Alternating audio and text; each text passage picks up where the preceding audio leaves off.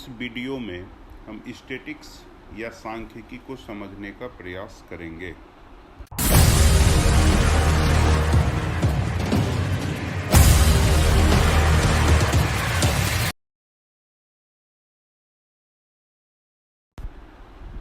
किसी भी टॉपिक को समझने के लिए फर्स्ट स्टेप है उसे डिफाइन करना कि स्टैटिक्स या सांख्यिकी है क्या।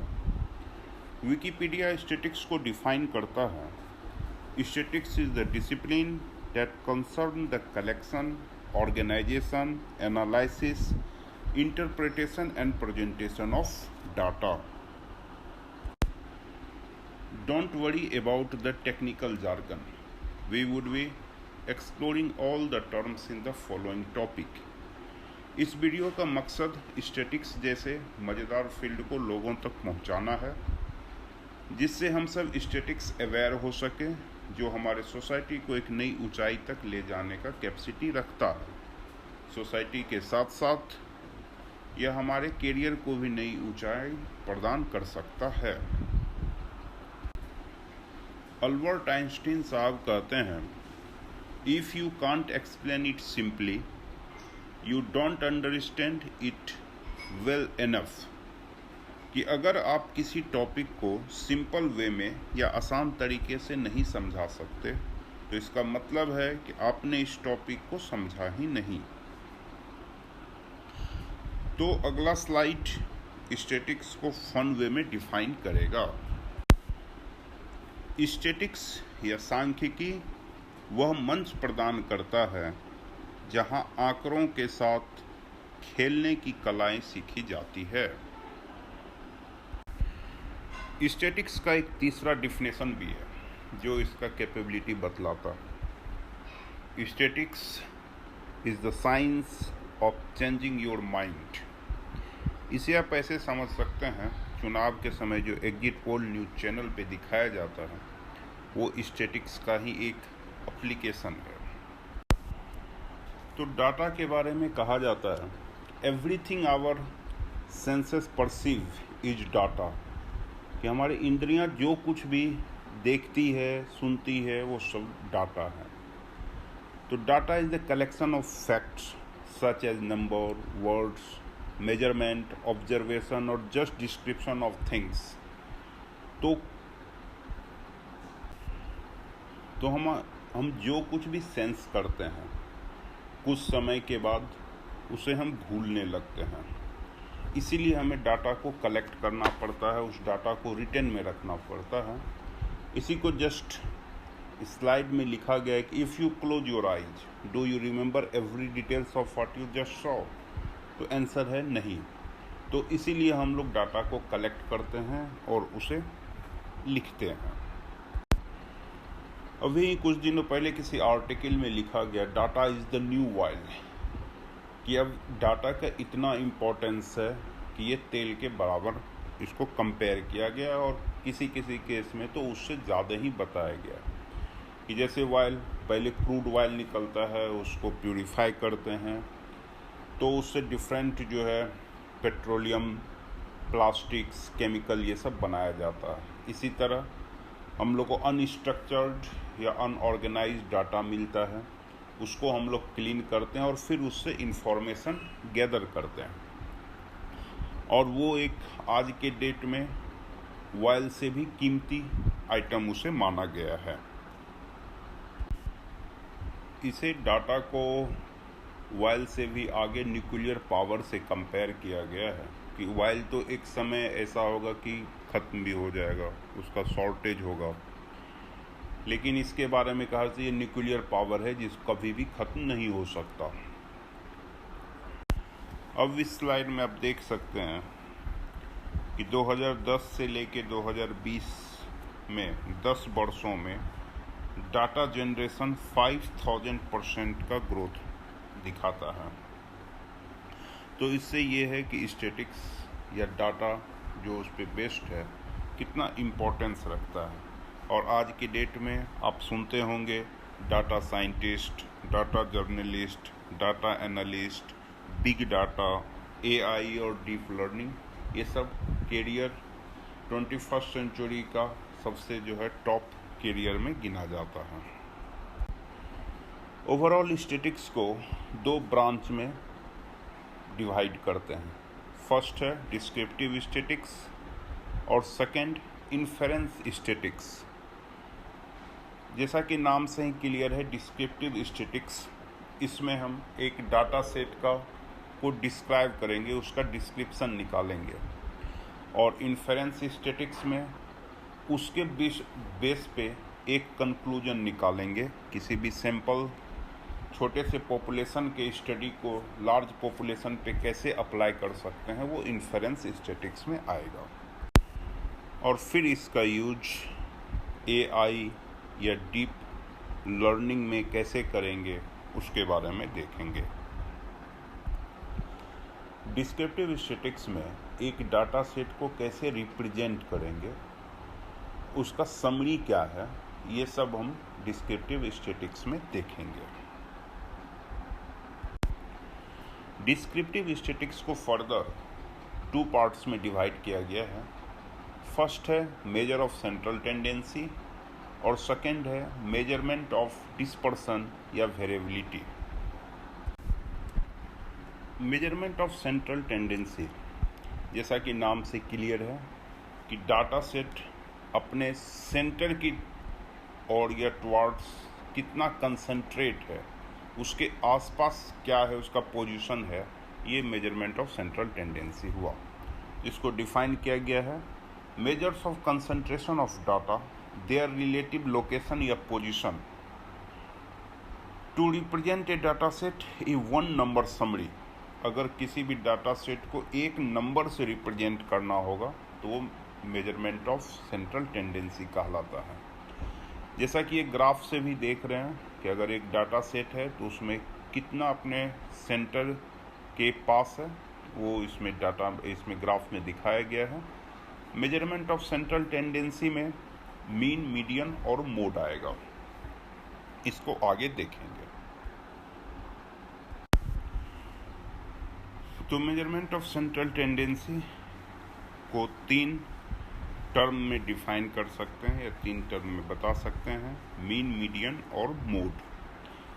अब मीन को फिर फर्दर जो है डिवाइड किया है arithmetic mean, geometric mean and harmonic mean. अब हम लोग स्टार्ट करेंगे कि मीन, मीडियन, मोड को कैसे कैलकुलेट करेंगे, इसके बारे में आगे देखते हैं।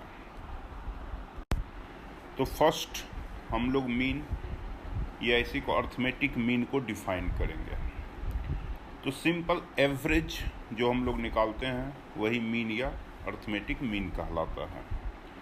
एवरेज मीन्स क्या हो गया कि जितना डाटा पॉइंट है उसको प्लस करेंगे और उसके नंबर से डिवाइड कर देंगे, बस यही मीन निकल जाएगा, अर्थमेटिक मीन। तो इसी को डिफाइन किया गया है, mean is the average of some data points. It is the simplest measure of central tendency that takes the sum of the observations and divide the sum by the number of observation. अब mean के कुछ variant को देख लेते हैं। जैसे एक है वेटेड मीन। तो अगर हम सिंपल मीन में देखते थे कि सभी डाटा पॉइंट को इक्वल वैल्यू दिया जाता था, सभी को ऐड करते थे और टोटल नंबर से डिवाइड करते थे। लेकिन वेटेड मीन में क्या है, कुछ डाटा को अलग से कम या ज़्यादा वैल्यू दिया जाता है। इसका क्या एप्लीकेशन है ये सब आगे देखेंगे, अभी सिर्फ इसको डिफाइन कर लेते हैं। Weighted mean in ordinary mean, all data points are treated equally and equal weights are allocated to all data points. In weighted mean, some data are given higher or lower weights depending on the objective. Geometric mean. Unlike ordinary mean, geometric mean multiplies n value and take nth root of the product. So for 2 value 2 and 8, the geometric mean value would be 4. इसका calculation detail हम लोग next video में देखेंगे, क्या है इसका, कैसे application है, ये सब। Harmonic mean, it is another kind of mean that is calculated by taking reciprocal of data points, then taking their average and finally taking reciprocal of the results. अब हम लोग कुछ प्रैक्टिकल केस देखते हैं कि मीन कैसे निकाल सकते हैं, कैसे निकालेंगे मीन, मीडियन और mode, means measurement of central tendency. तो भी हमारे पास जो स्लाइड में एक एग्जांपल है, इसमें 7 पर्सन्स है जिसका हाइट जो है वो दे रखा है कि 150 सेंटीमीटर, 160, 160, 170, 153, 180 और 175 सेंटीमीटर। अब इसका अगर हमको मीन निकालना है तो इसको क्या करेंगे, सभी को 150 plus 160 plus 160 plus 170 plus 155 plus 180 plus 175 इसको ऐड करेंगे और टोटल नंबर ऑफ पर्सन 7 है तो 7 से डिवाइड कर देंगे तो 164.3 सेंटीमीटर इसका एवरेज आ गया। क्योंकि हम लोग ये टॉपिक में पढ़ रहे हैं मेजरमेंट ऑफ सेंट्रल टेंडेंसी, तो इसमें ये देखेंगे एक सेंटर से कितना जो है डिस्टेंस पे टोटल डाटा सेट है। तो इसी का रिप्रेजेंटेशन इस स्लाइड में है कि अगर एवरेज 164.3 लिया गया है और उससे कितना जो है डिस्टेंस पे टोटल डाटा सेट है, इसका रिप्रेजेंटेशन होता है। तो ये ओवरऑल एक डाटा सेट का एक कुछ कंसेप्ट क्लियर होता है कि उसमें कितना जो है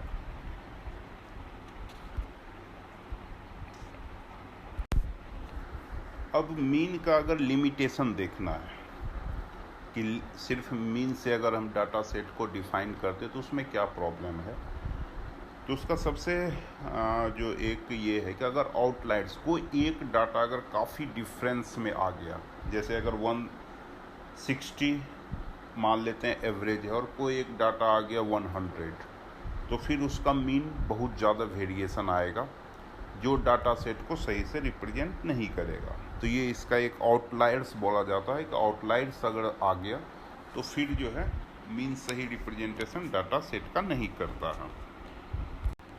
तो मीन से आगे हम लोग मीडियन देखते हैं। जो डाटा सेट हम लोग ने मीन में सॉल्व किया उसी डाटा सेट का हम लोग मीडियन निकालेंगे। तो मीडियन कैसे निकलेगा, तो मीडियन सिंपल सा है, फर्स्ट स्टेप है कि arrange the data point in an ascending order, बढ़ते क्रम में डाटा सेट को अरेंज किया जाए और उसके बाद डाटा सेट को एक पार्टीशन हाफ बांट दिया जाए, तो जो मिडिल पॉइंट होगा वही उसका मीडियन कहलाएगा। लेकिन अब इसमें एक प्रॉब्लम, अगर डाटा सेट ऑड है नंबर में है और या इवन नंबर में है तो फिर उसका मीडियन कैसे हम लोग डिसाइड करेंगे। तो अगर वो ऑड नंबर है तब तो मिडिल पॉइंट हो जाएगा कि वो मिडिल जो डाटा होगा वही उसका मीडियन कहलाएगा। लेकिन अगर इवन होगा तो उसमें क्या करेंगे, 1 पॉइंट ऐड कर देंगे, मिडिल से 1 ऐड करके और फिर डिवाइड 2 कर देंगे तो वही उसका टोटल नंबर जितना है अगर ऑड के केस में, और उसमें 1 ऐड करके और हाफ कर देंगे तो वही उसका मीडियन हो जाएगा। इसी का ये, तो इस स्लाइड में वही मीडियन का जो पिछले स्लाइड में बताया गया उसी का पिक्टोरियल डायग्राम है। अब हम लोग प्रॉब्लम सॉल्व करते हैं, मीडियन निकालते हैं। तो इसमें जो दिया हुआ था हाइट 7 पर्सन का 150, 160, 160, 170, 155, 180 और 175, इसको फर्स्ट हम लोग क्या करेंगे, असेंडिंग ऑर्डर में अरेंज करेंगे। क्या होगा, 150, 155, 160, 160, 170, 175 और 180। अब चूंकि ये नंबर ऑड है तो इसका बीच का मिडिल जो होगा वो मेरा मीडियन हो जाएगा। तो 160 जो है इसका आंसर हो गया मीडियन। इतना सिंपल है मीडियन निकालना। अब आते हैं हम लोग मोड पे। सेंट्रल टेंडेंसी का सबसे लास्ट मीन मीडियन मोड में। मोड निकालना बहुत ही आसान है। इसमें सिर्फ डाटा सेट में ये देखते हैं कि कौन सा डाटा मैक्सिमम टाइम्स रिपीट हुआ है, बस वही उसका मोड हो जाता है। तो जैसे लिखा है, this is the easiest one two calculate, just determine the frequency of occurrence of each data point in the data and one with the highest frequency is the mode of the data. तो जिसका सबसे ज़्यादा representation होगा, तो अब इस slide में जो अभी तक हम लोग का एग्जाम्पल चला रहा है उसी में देखते हैं कि इसका मीडियन क्या हो सकता है। तो इस डाटा सेट में 150, 160, 160, 170, 155, 180 एंड 175 है। तो इसमें देखते हैं 162 टाइम्स रिपीट हुआ है, इसीलिए इसका मोड हो जाएगा 160। अब इस स्लाइड में मीन मीडियन मोड का प्रोस एंड कॉन्स इसका समरी दिया गया है कि दोनों का बेनिफिट क्या है और दोनों में कमी क्या है। तो जैसे मीन के लिखा गया, sensitivity of as it takes all the data value into account, ये चूँकि सभी डाटा वैल्यू को ध्यान में रख के इसको कैलकुलेट किया जाता है, इसीलिए ये इसका प्रोस हो गया। लेकिन कॉन्स में दे रखा है कि अगर आउटलायर्स, जो पहले भी बता रखे हैं, जो आउटलायर्स आ गया, कोई एक डाटा अगर काफ़ी वेरिएशन के साथ आ गया तो वो इसके रीडिंग को फ्लक्चुएट कर देगा। मीडियन का हो जाएगा कि इसमें मीडियन में एक बेनिफिट है कि ये आउटलायर से इफेक्ट नहीं होता, लेकिन इसमें जो है वही लेस सेंसिटिव हो गया कि ये टोटल डाटा पॉइंट को कवर करके नहीं किया जाता, और द मिडिल पॉइंट को रिप्रेजेंट करता है, इसलिए इसका ये कॉन्स हो गया। मोड का हो गया कि not affected by extreme value, ये भी आउटलायर से इफेक्ट नहीं करता है, लेकिन इसमें ये इसका कॉन्स हो गया कि there may be more than one mode और no mode at all and it may affect reflect the data summary accurately. तो जब हम लोग डाटा सेट का समरी निकालेंगे तो उसमें ये इफेक्ट डालेगा। जैसा कि अभी तक हमने देखा, measure of central tendency as descriptive statistics, जो एक डाटा सेट को मीन मीडियन या मोड में रिप्रेजेंट करता है। आप समझने का कोशिश करो इसका मीन्स क्या हुआ। जब हम किसी डाटा सेट को as a descriptive statistics define करते हैं तो इसके बारे में बोलते हैं कि इस डाटा सेट का मीन ये है, मीडियन ये है या मोड ये है। तो इससे हमारे दिमाग में उस डाटा सेट से रिलेटेड एक पिक्चर सब बनता है। अभी तक हमने ये देखा। अब इससे आगे का कुछ केस देखते हैं जो इस स्लाइड में लिखा हुआ है कि you have already calculated the central tendency of your data mean median mode for two groups, for both the groups.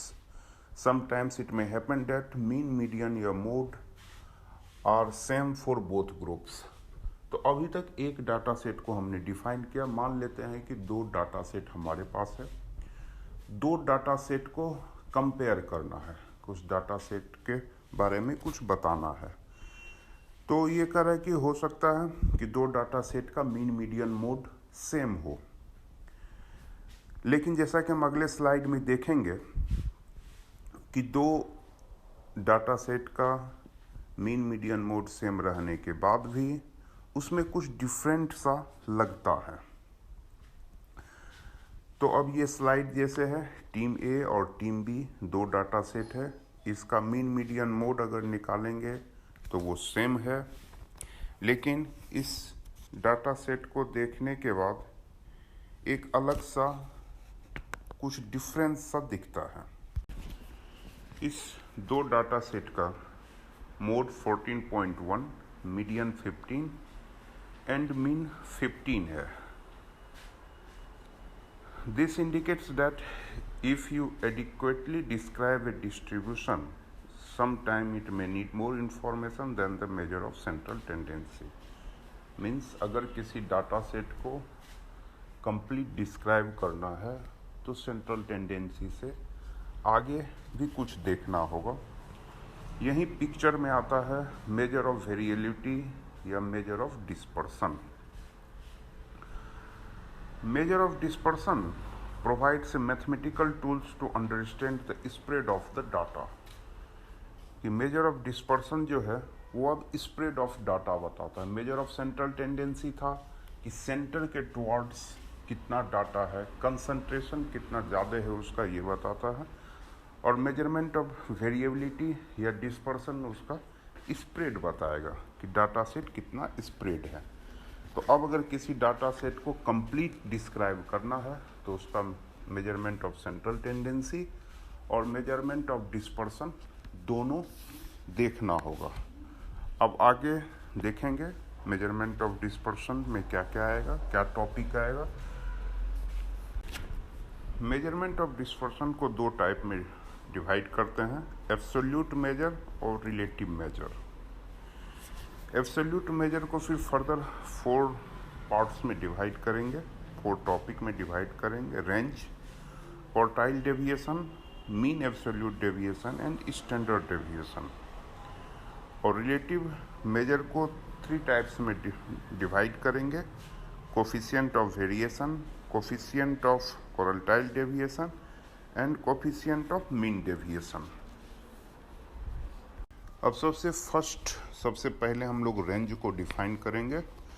जो फर्स्ट टॉपिक है एब्सोल्यूट मेजर ऑफ डिस्पर्सन का। रेंज को डिफाइन करते हैं, range is the simplest of all major of dispersion. It measure the difference of maximum and minimum value in A data series and essentially provide the spread magnitude between the 2 extreme observation. Means range simple निकालने का है कि कोई भी data set मिलेगा उसमें से maximum value देखेंगे और मिनिमम वैल्यू देखेंगे, मैक्सिमम में से मिनिमम को डिवाइड कर देंगे, जो रिजल्ट आएगा वो रेंज होगा। इसलिए ये सिर्फ क्या करेगा, एक नाम से ही क्लियर है, रेंज बताएगा डाटा सेट का कि कहाँ से कहाँ तक है। इस स्लाइड पे रेंज का एक एग्जाम्पल लिया गया है। अब देखो उस डाटा सेट में से मैक्सिमम में से मिनिमम माइनस किया गया है और उसके बाद रिजल्ट जो है रेंज आ गया। ठीक है, बहुत ही सिंपल सा है इसका कैलकुलेशन। अब इसका एडवांटेज क्या है? एडवांटेज है it is easy to calculate, it is easy to understand.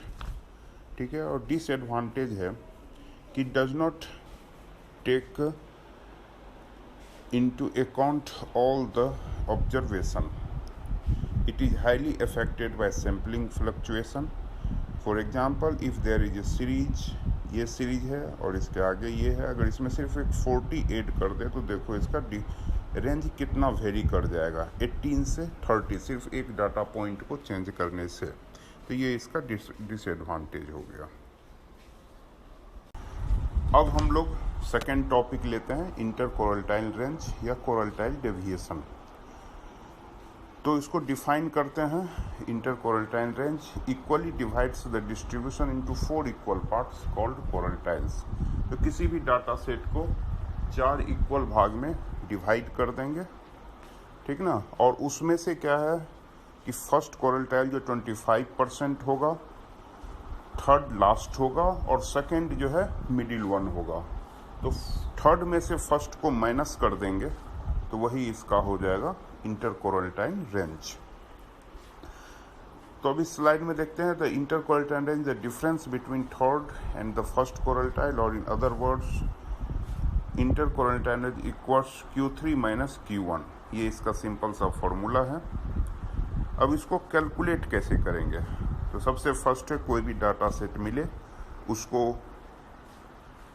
Low to high जो है अरेंज कर देंगे। उसके बाद उसका जो है मीडियन निकाल लेंगे, मीडियन जो होगा वो Q2 हो जाएगा। फिर फर्स्ट वाले पार्ट का जो है मीडियन निकाल लेंगे तो वो Q1 हो जाएगा और लास्ट वाले का निकालेंगे तो Q3 हो जाएगा। तो जो भी डाटा आएगा उसको सब्सट्रैक्ट कर देंगे तो यही इसका इंटरकोरल्टाइल रेंज हो जाएगा। अब यहाँ देखते हैं, ये एक एग्जाम्पल है। इसमें डाटा सेट हो गया, कितना हो गया 1 2 3 4 5 6 7 8 9 10 और 11। तो 11 ऑड नंबर है, तो इसका मीडियन हो जाएगा 11 + 1 डिवाइड बाय 2, तो हो जाएगा कितना 6 पोजीशन पे, तो मीडियन निकल गया 15। तो 15 हो गया Q2। 15 से पहले का डाटा सेट का मीडियन 8.7 और उसके बाद का डाटा सेट का मीडियन हो गया 19.3। तो यही Q3 minus Q1 interquartile range निकल गया 10.6। तो बहुत ही सिंपल सा इसका कैलकुलेशन है। और एक इसका मज़ेदार सा इंटरक्वार्टाइल रेंज को रिप्रेजेंट करने के लिए बॉक्स प्लॉट हम लोग डिजाइन करते हैं।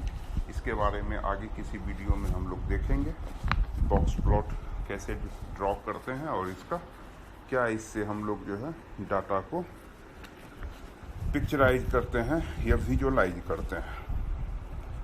अब इसका एडवांटेज देख लेते हैं। तो एडवांटेज यही है, easy to calculate and understand, can be calculated even for open-ended distribution, not affected by change of origin। और disadvantage हो गया, not based on all observation in the data as only third and first quartile are used to calculate, further mathematical treatment is not possible। अब हम लोग third topic देखते हैं, mean absolute deviation. Mean absolute deviation को define किया गया है, average absolutation of the collected data set is the average of absolute deviation from a center point of the data set, abbreviated as MET।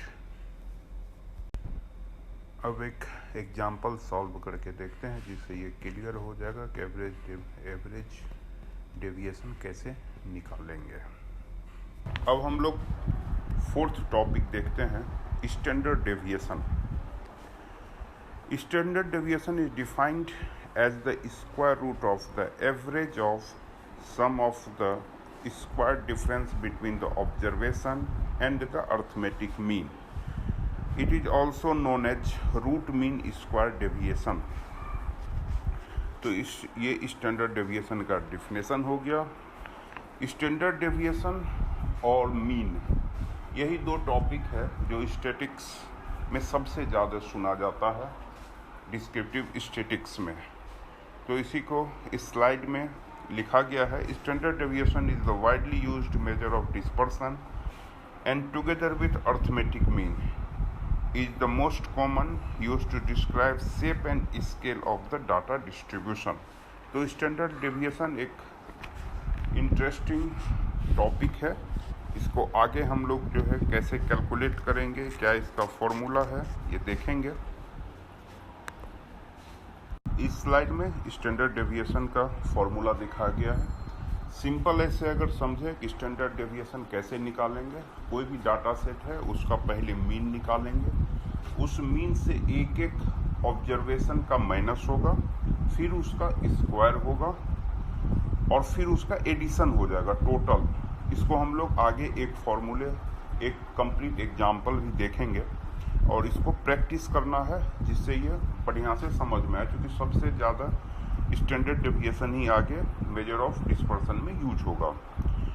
तो क्या करना है, पहले mean निकालना है डाटा सेट का, फिर उस मीन से एक एक ऑब्जर्वेशन को माइनस करना है और उसको स्क्वायर करना है, फिर उस जो वैल्यू आया उसको ऐड कर देंगे और टोटल जितना उसका डाटा सेट में डाटा है उसके नंबर से डिवाइड कर देंगे और फिर उसका स्क्वायर ले लेंगे।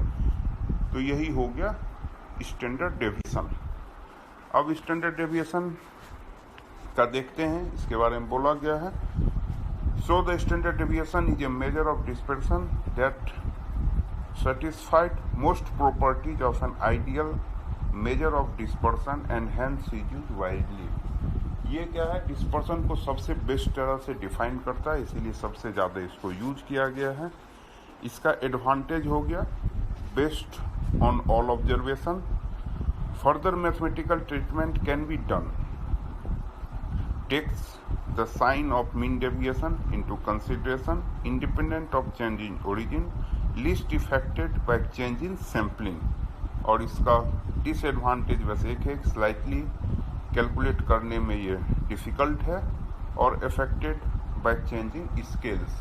तो इसीलिए इसका एक अभी अब हम लोग टॉपिक पे आते हैं रिलेटिव मेजर ऑफ डिस्पर्सन। जो डिस्पर्सन का दो टाइप था, absolute major and relative major. तो अब रिलेटिव मेजर का, रिलेटिव मेजर को सबसे बेस्ट इसका एप्लीकेशन है कि जब दो डाटा सेट और डिफरेंट डायमेंशन या यूनिट का हो, उसको कंपेयर करना हो, उससे कुछ कंक्लूजन निकालना है, तो फिर हम लोग रिलेटिव मेजर ऑफ डिस्पर्सन करते हैं। जैसे अगर मान लेते हैं एक बच्चे का हाइट हो क्लास में और दूसरा मार्क हो गया, ठीक है, इस दोनों को कंपेयर करना है कि हाइट से मार्क का क्या रिलेशन है, तो दोनों क्या अलग अलग यूनिट है, तो वहाँ हम लोग जो है relative major of dispersion use करेंगे इस चीज़ को निकालने के लिए। तो इसमें जो है 3 टॉपिक है या 3 जो है इसका पार्ट्स है, जिसका भी हम लोग सिंपल सा सिर्फ फॉर्मूला देख लेंगे और इसका आगे जो है एप्लीकेशन देखेंगे किसी और वीडियो में। तो जैसे कोफिशिएंट ऑफ कोरेल्टाइल डेविएशन हो गया, coefficient of quartile deviation is equal to 100 into quartile deviation divide by median. फिर सेकेंड हो गया coefficient of variation. Coefficient of variation को फॉर्मूला है इसका, coefficient of variation is equal to 100 into standard deviation divide by mean. और coefficient of mean deviation इसका है, coefficient of mean deviation is equal to 100 into mean deviation divide by mean और median. तो ये हो गया आपका मेजर ऑफ सेंट्रल टेंडेंसी और मेजर ऑफ डिस्पर्सन फिनिश। ठीक है, आगे कुछ हम और टॉपिक एक्सप्लोर करेंगे। इसी तरह हमारी मुलाकात कहीं आपके सर्च करते या यूट्यूब रिकमेंडेशन वीडियो के रूप में, या अगर आपने सब्सक्राइब कर लिया है तो नोटिफिकेशन में मिलेंगे। धन्यवाद।